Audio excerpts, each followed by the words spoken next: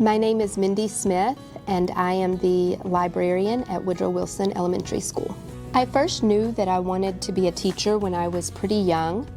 My mom was actually my first influence that made me want to go into this field. My mom was not a teacher, although she probably should have been, and she would have been a great one. But what my mom did do was take me to the library, the public library here in Duncan, all the time as a child.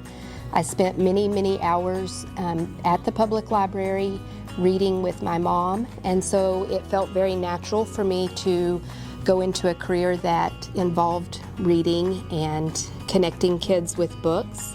So she was one of my first major influences for being an educator.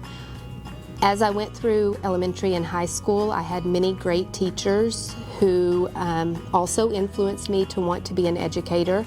Some of those teachers were not my English teachers or my reading teachers, but instead they were teachers of subjects that really weren't my favorite subjects.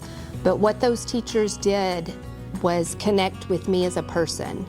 And the way that they made me feel coming into their class and the way that they made me feel about learning, I knew that I wanted to do that for others. And so when I think about what makes a great teacher or a successful teacher, I think that it's less about curriculum or materials, and it's more about connections with students.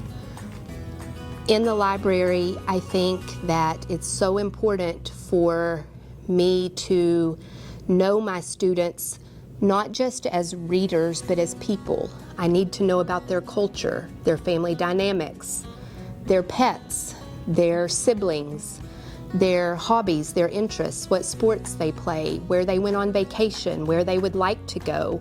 And that way I can curate a collection of materials that make them want to read, that make them want to pick up that book, because it's not just a book that's in their reading level or that they're being told to read, but it's a book that is of interest to them because it is a reflection of them.